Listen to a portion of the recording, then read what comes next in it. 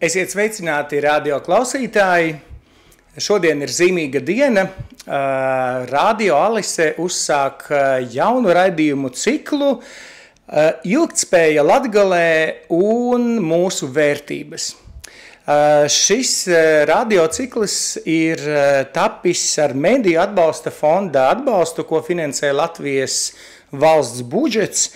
Un jāsaka, ka Alise Plus, lai sasniegtu maksimāli lielāko klausītāju auditoriju un šai auditorijai sniegtu nozīmīgu informāciju, kas notiek gan Latvijā, gan Eiropā, mēs uzsākam šo raidījumu ciklu par mūsu aktualitātēm Daugavpilī, Latgalē, Latvijā un arī Eiropā. Mani sauc Oskars Zuģickis, un šo raidījumu ciklu, kas sastāvēs no veseliem 16 raidījumiem, vadīšu es. Šodien mums studijā ir pirmais viesis. Daugavpils Universitātes rektors, akadēmiķis, profesors Arvīds Barševskis. Arvīd, atvainoju, ja es gadījumā aizmirstu kādu tavu amatu, jo es domāju, ka, viņu ir pietiekoši daudz sakrājies tavā profesionālajā darbībā. Sveiks! Sveiks! Un sveiciens visiem radio klausītājiem! Jā, jāsaka tā, ka mūsu šīs dienas temats ir veltīts tieši izglītībai. Par cik ir tikko sācies mācību gads, mēs uzsākam arī savu raidījumu ciklu, kas arī ir kaut kas jauns. Tad šodien mēs runāsim gan par Daugavpils Universitāti, tās pienesumu zinātnes attīstībai, kā tad sokas mūsu alma mater šeit pat Daugavpilī. Par šiem un daudziem citiem jautājumiem tad sāksim sarunu ar mūsu viesi.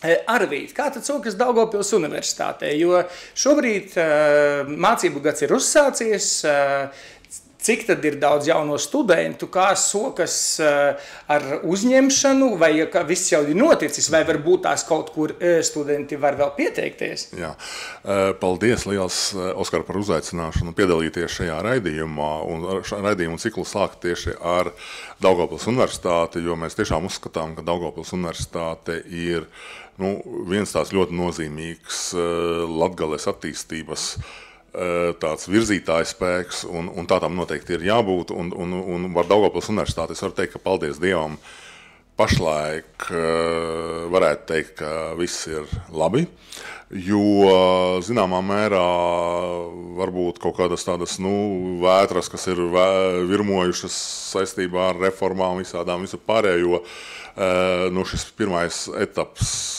ir pārvarēts, Daugavpils Universitāte ir šeit Daugavpilī, un es ļoti ceru, ka Daugavpils Universitāte šeit arī būs. Ja runā par uzņemšanu, tad arī šeit es varētu teikt, ka paldies Dievam studenti ir. Uz pašreizējo momentu kaut kur ap 1000 pirmā kursa studentu sāks studijas šeit Daugavpilī. Studijas notiks klātienē, un studenti ir sabraukuši, un pilsētā droši vien arī var just, ka ir vairāk jauniešu. Un pagaidām vēl dažas dienas šonedēļu vismaz iet papildu uzņemšana, iespējams, ka varbūt arī viņa arī turpināsies. Jo mums zvana jaunieši, kas ir aizbraukuši pavasaru kaut kur strādāt uz ārzemēm vai varēs iestāties kaut kur septembra beigās. Mēs ļoti ceram šo jautājumu atrisināsim. Studenti, paldies Dievam, ir un aktivitātes visas notiksies diezgan daudz, gandrīz katru dienu kaut kas notiek universitātē. Ja vajadzētu tev kā universitātes pašam svarīgākajam cilvēkam teikt, kāpēc jānāk studēt uz Daugavpili? Kas būtu tie tavi trumpji galdā, uz ko tu varētu aicināt, sākot gan tie, kas nāk iegūt vienkārši augstāko izglītību līdz pat doktorantūrai? Jā, pirmkārt, tāpēc, ka Daugavpils Universitāte ir valsts augstskola, un Daugavpils Universitātē gandrīz visās programmās ir pieejamas valsts finansētas budžeta vietas. Es domāju, mūsdienās tas nav svarīgi, ka pašam studentam nav jāmaksā par studijām. Jā, protams, ir programmas, kuras ir ļoti populāras, un tur arī pietrūkst budžeta vietu, tad tur ir arī maksas studijas. Otrs, Salīdzinoši ar Rīgu vai ārzemēm, ļoti daudzi, kas iet un grib studēt Rīgā, un mēs saprotam, ka tur varbūt ir lielākas iespējas atrast labāk atalgotu darbu vai vēl kaut ko, lai gan Daugavpilī pašlaik arī ir situācija, ka var atrast darbu. Studijas Daugavpilī vienmēr būs krietni lētākas nekā galvaspilsētā. Kaut vai tāpēc, ka Daugavpils universitātē visas dienesta viesnīcas ir pilsētas centrā un nav jābrauc ar sabiedrisko transportu cauri visai pilsētai, kā tas ir Rīgas universitātēs. Daugavpils universitātē dzīvošana dienesta viesnīcā ir viena no vislētākajām Latvijā, kaut kur ap 50 eiro, ja tā īpašā laikā Rīgā tagad reti, kur jūs atradīsiet lētāk, varbūt par 200 vairāk eiro. Ja? Un Daugavpils ir ļoti, manuprāt, es esmu liels Daugavpils patriots un negribu no šejienes arī braukt kaut kur citur. Daugavpils, manuprāt, ir ļoti multikulturāla un tā pašā laikā Daugavpils ir ļoti toleranta, skaista, sakopta pilsēta, kurā ir vērts studēt un baudīt studentu dzīvi šeit Daugavpilī. Paldies, Arvīd, tev par šķiet lielisku reklāmu Daugavpils universitātei. Jautājums, par ko gribētos arī pajautāt, nav noslēpums. Masu mēdījos un sabiedrībā ļoti aktuālas diskusijas, un arī pavisam nesen bija arī informācija par to, ka šobrīd Latvijā notiek tātad augstākās izglītības reforma, kas paredz modernizāciju, konkurētspējas palielināšanu. Kā sokas Daugavpils universitātē un kas ir tās lietas, ko jūs esat mainījuši, lai to latiņu Daugavpils universitātē paceltu vēl augstāku? Jā, lai noturētos, un mums tas ir svarīgi, jo mēs tiešām uzskatām, ka Daugavpilī ir jābūt universitātei un ka universitāte noteikti ir attīstības virzītājs, viens no galvenajiem virzītāju spēkiem. Jā, mēs paši gājām arī varbūt pēdējā laikā šajā te reformu ziņā drusku varbūt arī tam vilcienam pa priekšu. Un mēs pašlaik esam veikuši universitātē ļoti lielas struktūrālās reformas.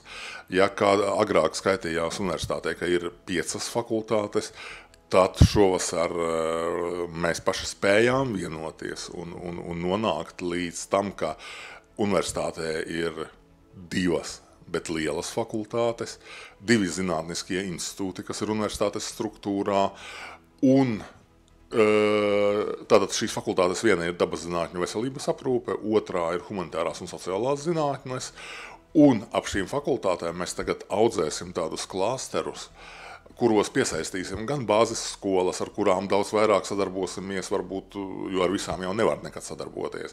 Mēs piesaistīsim arī bāzes uzņēmējus, kuri gatavi ar mums sadarboties. Un lūk, šie klāsteri ir nākamais solis, ko es gribu šajā reformā tālāk attīstīt un izveidot šeit Daugavpilī.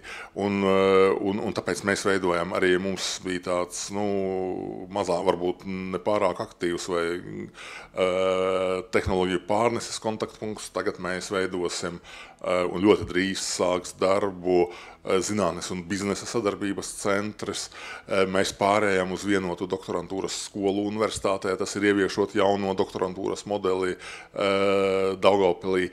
Un ļoti daudzas citas lietas, teiksim, kas noteikti cels arī latiņu šīm te studijām. Un tas ir vienīgais ceļš. Ja mēs gribam Daugavpilī noturēties kā universitāte, mums vajag celt latiņu kvalitāte, celt latiņu zinātniskajiem rādītājiem un tādā pašā laikā arī domāt par kā attīstot gan šīs nišas un visu pārējo, kā dabūt vairāk studentus pie mums, jo studentu skaits, diemžēl, tuvākajos gados samazinās. Būs mazāk. Jā.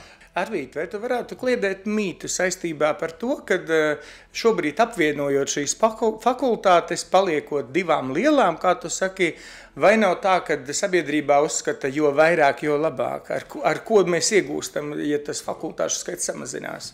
Redz, jo vairāk, jo labāk, varbūt tā arī liekas, bet visa pasaule, un tā skaitā visa Latvija, vēl tikai cenšas iet, jo tūlīt tās fakultātes jau skaitu samazināt ir paziņojusi Tehniskā universitāte, Latvijas universitāte, Jelgavas biotehnoloģija universitāte un citas, bet mēs to jau esam izdarījuši. Runāju par to, ka jā, varbūt tur nav totāls baigi lielais finansiālais kaut kāds iegūms, bet ir mazāk vidējā līmeņa priekšnieku universitātē, un universitāte šim darbam jākļūst efektīvākam. Mēs esam nocentralizējuši studējošo servisu, tagad tas ir centralizēts. Mēs esam nocentralizējuši slodžu stādīšanas, lekciju sarakstu stādīšanas un tā tālāk. Agrāk to darīja katrā fakultātē, tagad to dara pāris cilvēki centralizēti. Tas nenozīmē, ka cilvēki palika bez darba, vienkārši tika pārdalītas šīs te funkcijas, un universitātē jāstrādā efektīvāk, un tas ir viens no uzstādījumiem arī manējiem. Labi, par administratīvo procesu mēs esam universitātē sapratuši. Atgriežoties par studentiem, tu minēji, kad ir tātad 1000 rasti un vairāk studentu. Man kā Europe Direct centra vadītājiem gribētos zināt, kā universitātē sākas ar Eiropas studentiem un varbūt studentiem arī no citām vietām pasaulē. Es drusku precizēšu, lai tu nemaldinātu. Pirmajā kursā. Jā, 1000 studentu ir iestājies pirmajā kursā. Kopā universitātē mums ir plus mīnus aptuveni 2,6 tūkstoši studentu. Mēs esam viena no lielākajām ārpus Rīgas esošajām augstskolām. Un tā uzņemšana 1000, tas ir labs rādītājs. Un, ja runā par ārzemju studentiem, protams, varētu gribēt daudz vairāk, un šeit ir viens izaicinājums, kas mums tuvākajos 3-4 gados ir jāpārvar. Kāpēc 3-4? Jo pēc tam sāksies ļoti liela krīze, kad būs ļoti maz skolu beidzēju. Mūsu pašu skolu beidzēju, jā. Jāpārvar, mērķtiecīgi strādājot, nevis vienkārši ņemot visu, kas pagadās, bet ļoti mērķtiecīgi strādājot uz konkrētām auditorijām.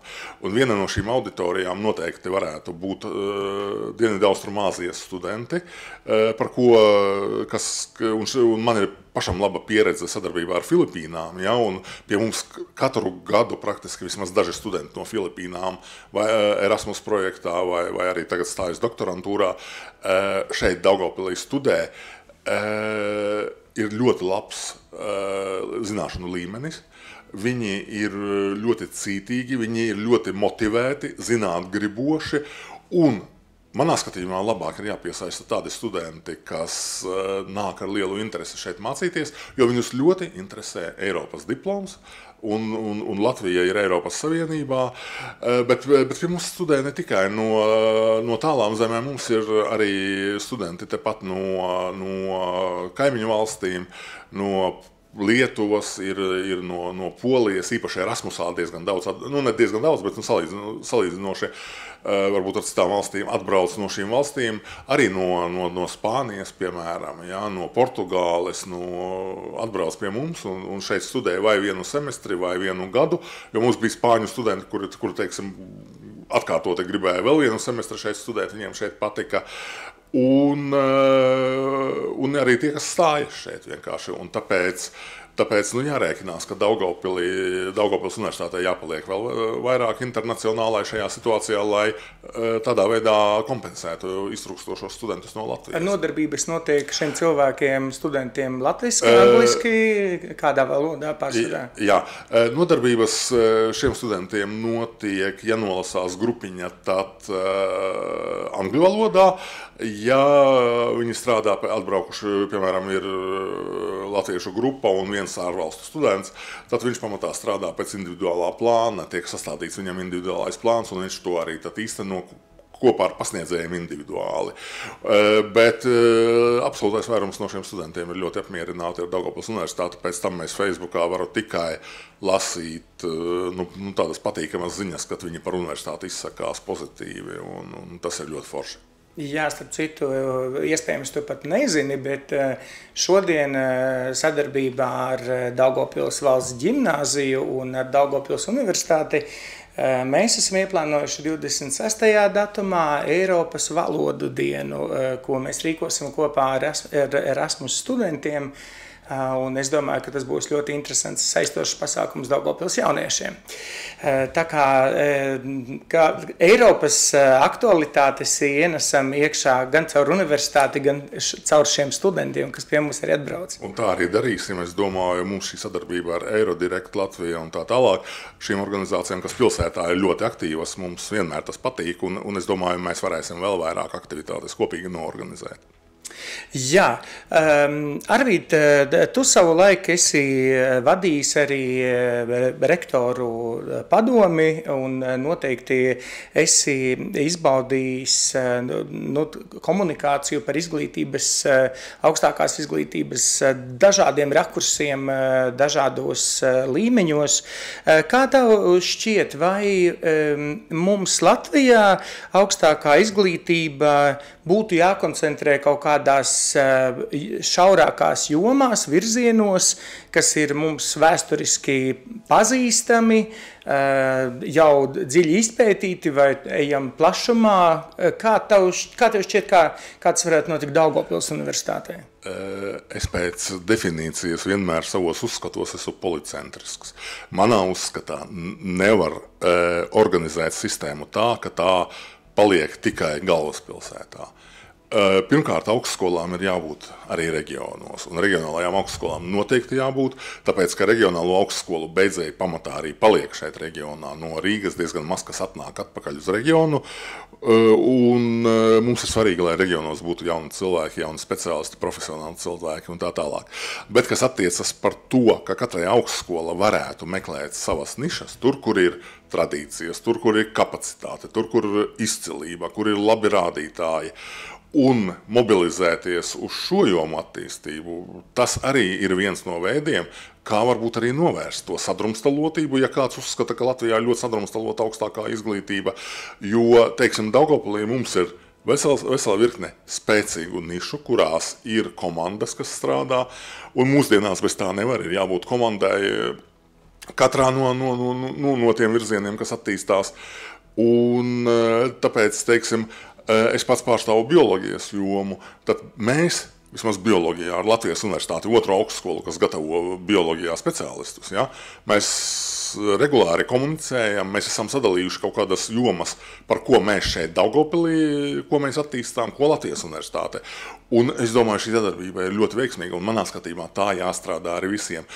Tas, ka divās vietās ir, piemēram, tā pati bioloģija, filoloģija vai kas cits, to nav jāuztver kā dublēšanos. Ļoti labi var sadalīt interešu sfēras, un tieši otrādi, ja tā būs daudzveidība lielāka, no tā taču vinnēs visi.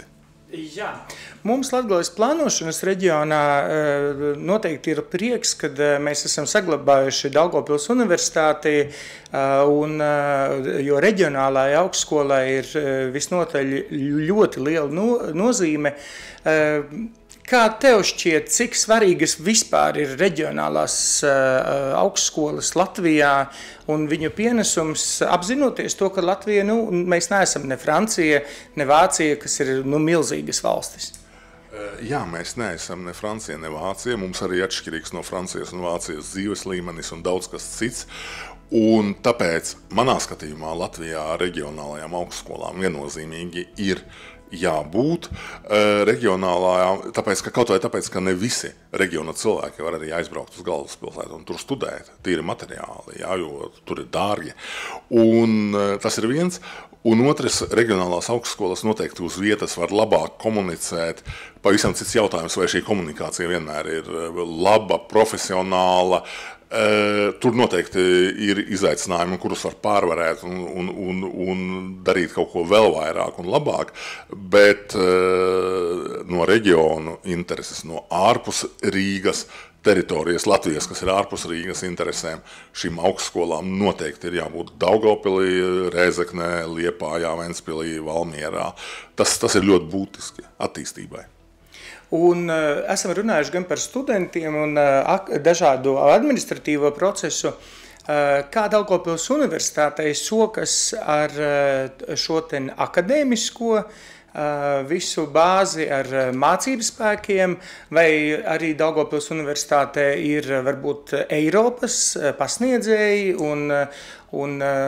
jo tas visnotaļ ienes jaunas vēsmas iekšā universitātēm? Protams, Daugavpils universitātei, paldies Dievam, ir pietiekami spēcīgs savs profesionālais štats. Jā, mums ir savi profesori, savi docētāji, un tā pašā laikā Daugavpils universitāte arī strādā pasniedzēji, kā tu tikko teici, no Eiropas, un ne tikai no Eiropas, arī no Amerikas, arī no tādām valstīm, kā es jau pieminēju, Filipīnas, ar kurām mums baigi labā sadarbība ar vienu universitāti. Un tikko Daugavpils universitātē tika ievēlēts arī viens jauns kolēģis no Upsalas universitātes. Tā kā Eiropa ir Daugavpilī pietiekami labi pārstāvēta arī mācību spēku vidū, un Daugavpils universitātes pasniedzēji ļoti aktīvi arī brauc un piedalās Erasmus dažādos projektos. Tuvajos Erasmusos mums ir arī Itālijā Erasmus, kas ir ārpus Eiropas Savienības, kur ir Filipīnas, Indonēzija, Jamaika un daudzas citas valstis, partneru universitātes, uz kurieni brauc un pārņem šo te labāko pieredzi un to ved uz Daugavpili. Jā, mēs esam runājuši par izglītību, kas, protams, ir ļoti būtiska, bet universitāte noteikti nav iedomājama bez zinātnes. Un savukārt runājot par zinātnes lietām, ja mēs skatāmies tādu lietu kā zinātniskās publikācijas, tad Latvija arī kopumā ņemot krietni iepaliek gan no Igaunijas, gan no Lietuvas. Ko mēs varam darīt šeit un kā Daugavpils universitāte veicina šo te atpazīstamību starptautiski ar dažādiem gan pētījumiem, gan dažādām aktivitātēm, kur mēs dažādos šajos zinātniskajos rakstos parādītos vairāk? Jā, Daugavpils universitātē pašlaik katru gadu tiek publicēts virs 200, pat es varētu teikt virs 220 kaut kur zinātniskajām publikācijām, kas ir iekļautas prestižajā šajā te starptautiskajā datubāzē Scopus vai datubāzē Web of Science. Un pašlaik mēs strādājam pie tā, lai lielāks skaits būtu publikācijas, kas atrodas šīs datubāzes visprestižākajā pirmajā kvartilē. Tas ir īpaši tādas citējamas un īpaši augsta līmeņa publikācijas. Un mēs esam ieviesuši universitātē vairākas programmas. Viens programma, ka mēs palīdzam zinātniekiem apmaksāt redigēšanas darbus, ja ir vajadzīgs rakstu rediģēt, jo, lai tiktu šajos izdevumos, kas ir Scopus bāzē vai Web of Science, protams, tiem rakstiem ir jābūt kvalitatīvi sagatavotiem arī. Un tā ir viena programma, apmaksājam šos te darbus. Otra programma, ne visus, bet līdz 500 eiro vienai publikācijai mēs apmaksājam. Otra programma, kas, manuprāt, ir ļoti būtiska, ja ļoti bieži zinātnē sūdzas par to, ka ir varbūt netik pietiekams atalgojums no valsts budžeta un tā tālāk, tad mēs esam ievietuši par katru publikāciju, kas ir Scopus vai Web of Science bāzē, zinātnieks, teiksim, ja tas ir docents vai profesors, viņš saņem 1000 eiro par vienu publikāciju. Bet, ja šī publikācija ir pirmajā kvartilē, tad mēs esam šogad ieviesuši arī, ka par to maksā pirmā, otrā kvartilē 1500. Ja? Tad iedomājieties, ja zinātnieks spēj, piemēram, šādas publikācijas nopublicēt, viņš gada laikā, man ir zinātnieks, teiksim, universitātē Andris Bukejs, kurš, piemēram, uzraksta 22 Scopus vai Web of Science rakstus. Tad tas ir ļoti nopietnas atbalsts, viņam arī stimuls tālāk pētīt un strādāt un rakstīt. Jā, paldies. Īstenībā jāsaka paldies arī par šo lielisko interviju, jo raidījuma laiks lēnām iet uz beigām.